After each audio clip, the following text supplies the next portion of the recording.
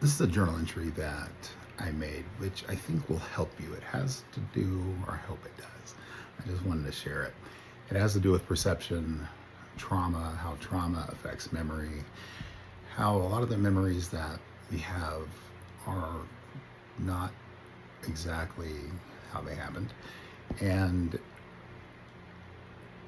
how I perceive the world and what's been happening to me recently after some trauma that I've gone through. Um, and how that has sparked or awakened um, a sort of sixth sense ability, gifting, call it what you want, telepathy in this case. I'm going to be reading this, so I'm not paying attention here. This is titled Reflections and Perception on Trauma and the Stories the Mind Creates. I experienced what I would describe as spiritual attack from time to time. Over the years, I've noticed a pattern that has caused me to reflect deeply on how I experience both the unseen and in my own mind. One thing I've come to believe from my own experience is that when someone holds a strong negative disposition toward me, heavy, angry thoughts, I sometimes become aware of it, and in ways that are difficult to explain. At first, I question these experiences. And I say these things because maybe you're having the same sort of experiences, or maybe this will resonate and shine some light on the situation you're going through.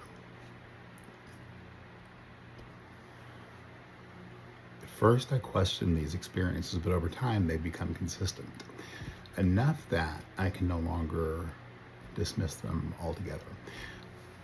Along with what feels like an awareness of these thoughts, I sometimes perceive what I experience as the way I see it as negative energy manifesting in the environment.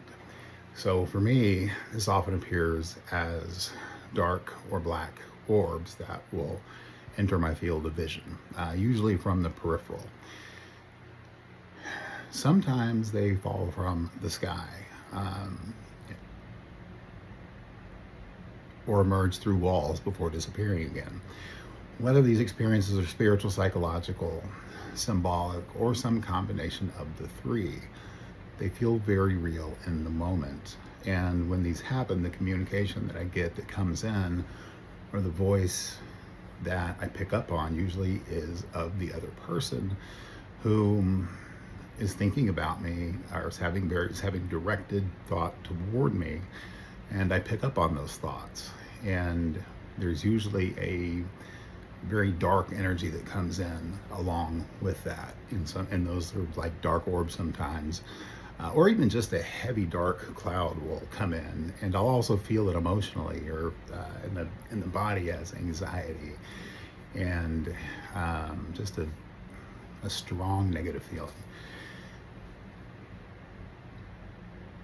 What I've learned also is that whenever a negative narrative enters my awareness, whether through media, conversation, memory, or my own thoughts, I have a tendency to examine it from every possible angle. This is part of my personality. I'm very empathic, and so part of that empathetic nature is to go, well, what did I do wrong? And so I'm always examining things from, well, how is this event in relation to me? What did I do to create it? What did I do that might change things, kind of thing? And if you are empathic, you'll probably notice about yourself that you take on more in situations that involve other people and their responsibility or lack of responsibility, or lack of acknowledgement of their responsibility, and you tend to take it on more yourself. And that's just part of the empathetic thing, part of being an empath. It's also a slippery slope because you, as an empath, will overburden yourself with things that you had nothing to do with and that have no business with you carrying them in your spirit, on your shoulders, on your back. And so for me, I always have to examine situations that are negative especially, so that I don't carry around parts of those situations that aren't mine.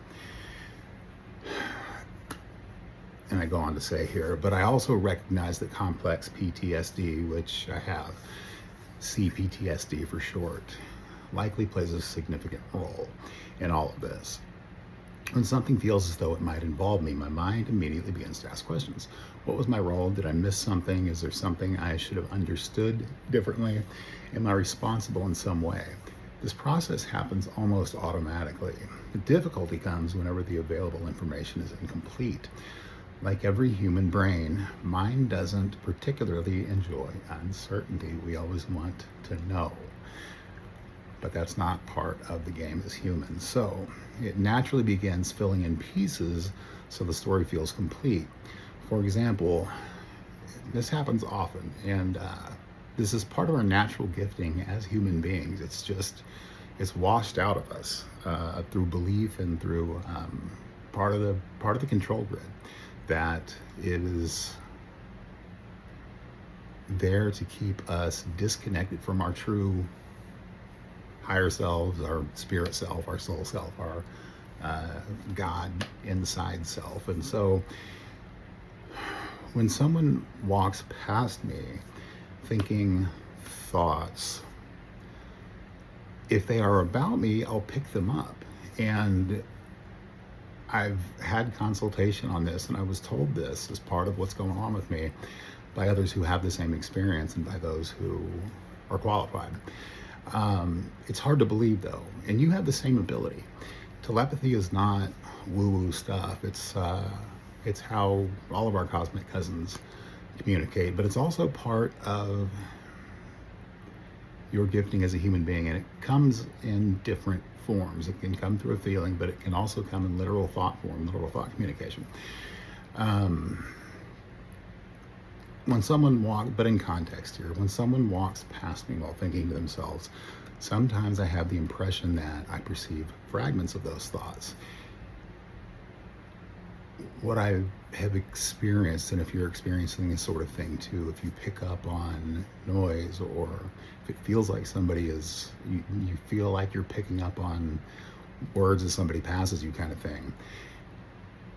What I've learned is that if the thought is directed toward me, whatever it may be, and we all have the running narratives that we have in our head. If somebody cuts us off in traffic, or if somebody does something kind for us, we'll think kindly about it. Or if somebody, does something that we don't like, we'll have a negative comment in our heads about it. If those are directed toward me, whatever the situation may be, I tend to pick those up. And so, but if they're not, if I'm passing in somebody and they're having thoughts, as we all do, I will pick up those thoughts if I tune in. But if they're not about me, it's like there's a filter system out there that disallows us from tapping into other people's communication, and thank God, because that would be gnarly. So I will hear those thoughts come through sometimes when passing a stranger, but they're not clear, and so that means they're not for me, and I can let that go. They're incomplete, fragmented, ambiguous.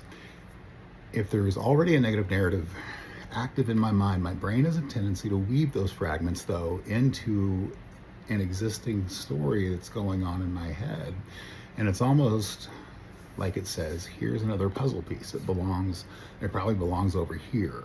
The problem is that it may not belong in the narrative that's going on, that I'm trying to decode of what happened in the past at all.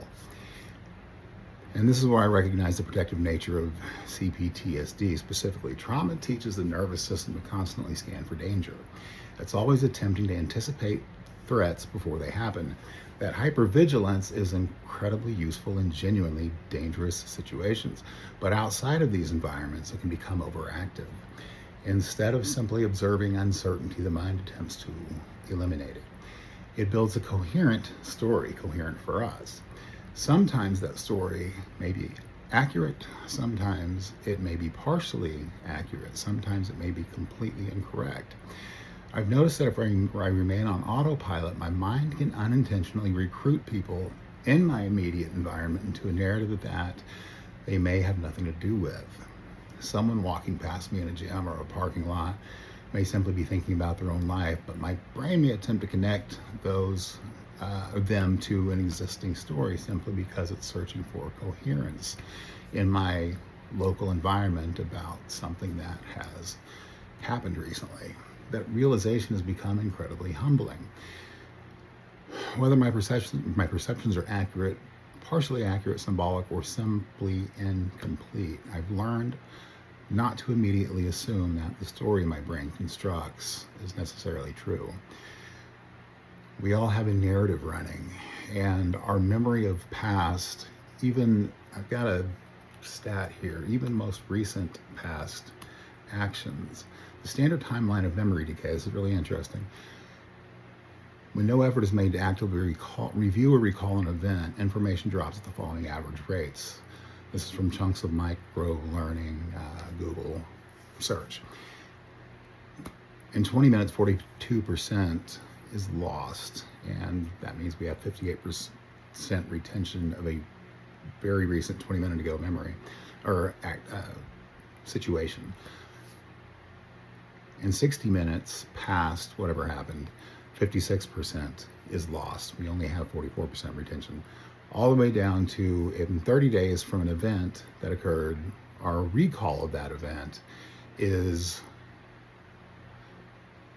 only about 21% of that event. And so 80% of that event, that recall, is lost. And what the brain does is try to fill in gaps, and we don't realize this. And so we're certain about things that have happened in the past, and those things that have happened in the past, usually the ego will make us right in those situations as a protective mechanism. But we're not always right. And what we remember is not always true. And the way that we remember, of course, becomes a narrative that we tell ourselves. And so we often assume memory functions like a video recording, but neuroscience suggests otherwise.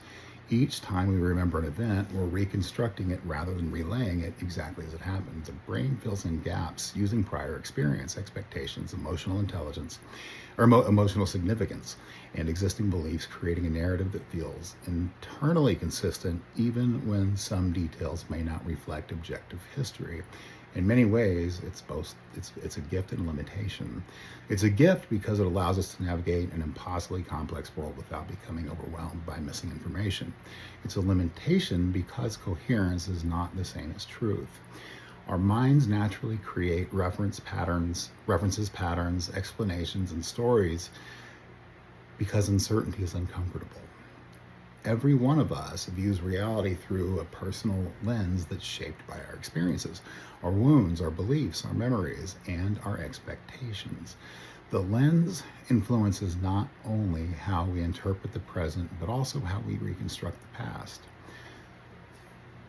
And there are 8 billion people on the planet walking around lensing everything that they see through their own individual experiences. And everybody's right. But not everybody agrees on what right means or them being right. I hope you understand what I'm saying. Every one of us views reality through a personal lens that's shaped by our experiences. But those experiences,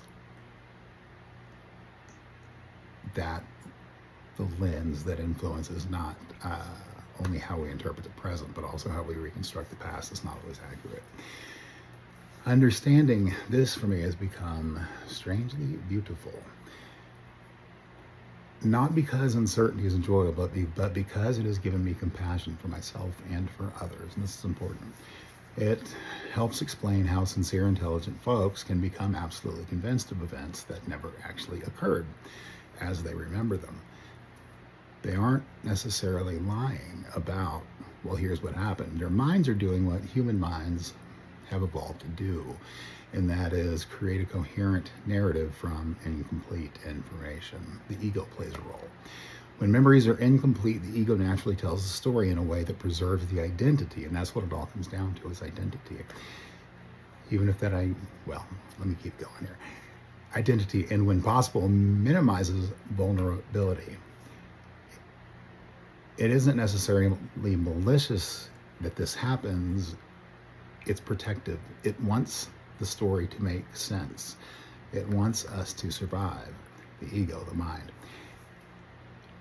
Recognizing that tendency has made me slower to judge my own conclusions of those and others. We have 2 ears, 1 mouth. Listen twice as much as you speak. And then the Bible says, be quick to listen and slow to speak, slow to anger. And that's why. It's taught me to hold certainty more gently.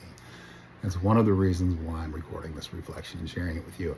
I know that memory changes over time. I know that my future self might remember these insights differently than I understand them today. So I'm leaving this here as a reference point, a snapshot of what I've genuinely observed, questioned, and understood in the moment. Whether every interpretation proves correct isn't ultimately the point.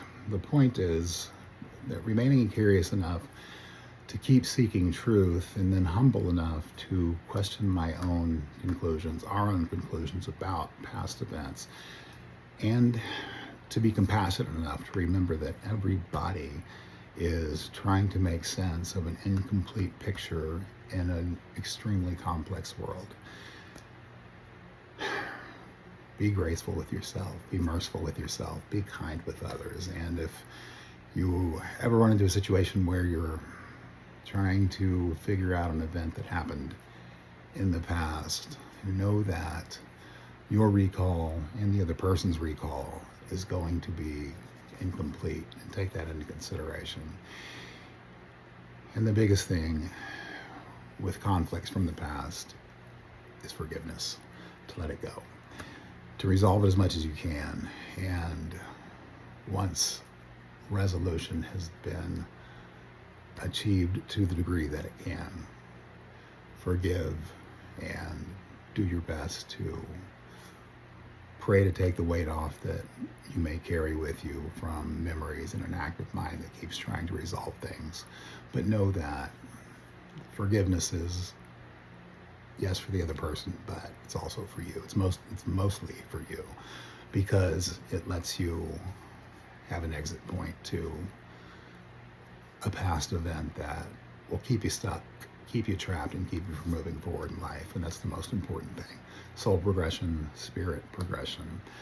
Because in this eternity, we have a higher calling toward God, who we are, but here in an individuated aspect.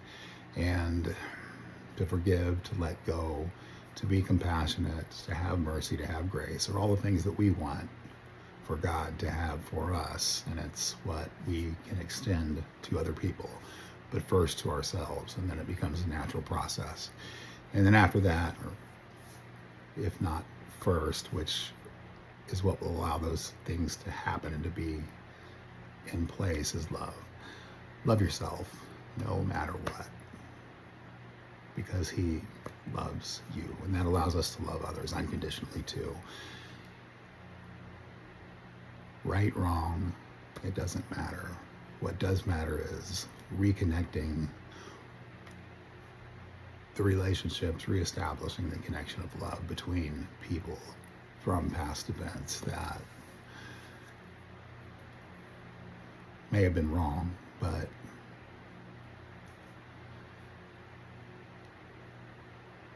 are used as teaching tools to bring us back to wholeness and bring the other person to wholeness. I hope this helps, and I think I'll leave it there. I love you.